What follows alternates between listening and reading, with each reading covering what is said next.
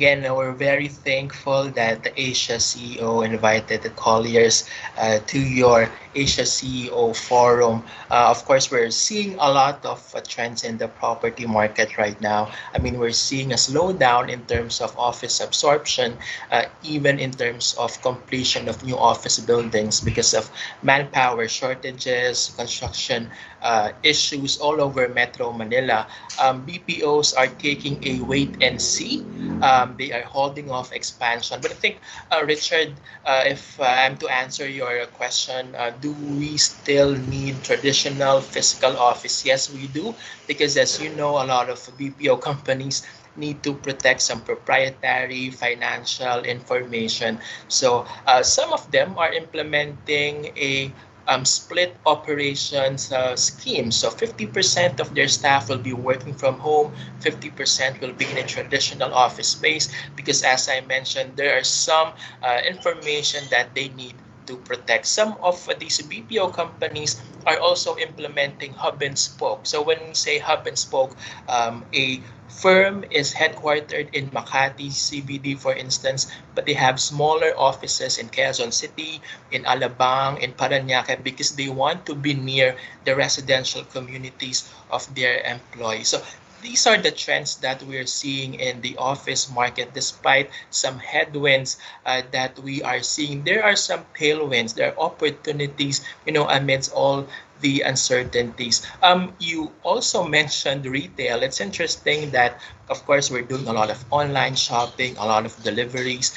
E-commerce is booming at this point, and this has been resulting in a greater demand for deliveries, for logistics. So we are now seeing more modern warehouses being built across Metro Manila in key areas such as Cavite, Laguna, Batangas, or Pampanga, Tarlac, Bulacan in northern and central Luzon. But what's interesting also, Richard, is that when we look at malls and while we are seeing pockets of vacancies within Metro Manila malls, what's interesting also is that some companies are planning to lease out these vacant spaces as warehouses, mini warehouses, micro storage facilities, because they need to minimize the cost. Also, they want to reach more last mile delivery. So, these are the trends that we're seeing right now. But as I mentioned, there are opportunities. And when we talk about opportunities, I want to transition to what we see outside of Metro Manila. And of course, Iloilo is a very, thriving, booming. It's a very attractive destination outside of Metro Manila, especially if you want to open a call center, for instance. I mean, my co-panelist here mentioned about Teletech still having stable operations despite the pandemic, despite the lockdown, and that they are even expanding in SM Strata building. So that just shows you that Iloilo is still a major BPO location outside of Metro Manila, because it is an education hub in the Visayas region. It has a skilled manpower. And some companies that are focused mainly in Metro Manila, those that are Metro Manila centric, are now looking outside of the capital region, and Iloilo is definitely one of the key destinations that they are looking at. It is factored into their business continuity plans. Okay, so what if another pandemic, another outbreak hits Metro Manila? They are now locating in Iloilo City. I mean, we have major call centers, global names that are already in Iloilo. You have Teletech, of course, iCore, StarTech, Transcom, WNS.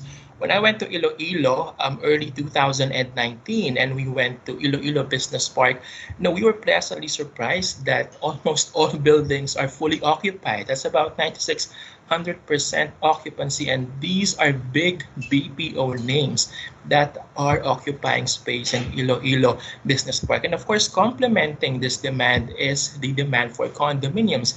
And I can tell you that while Iloilo condominium market is still at its early stages, I mean, we only have close to 3,000 condominium units so far in Iloilo, but that will increase to more than 5,000, close to 6,000 condominium units by the end of 2021. So that just tells you that major players, major developers in Metro Manila, and even those local developers in Iloilo have been really aggressive in terms of tapping this thriving, growing demand for condominium. And what's interesting to point out also, Richard, is that it's not just the condominium segment that is growing.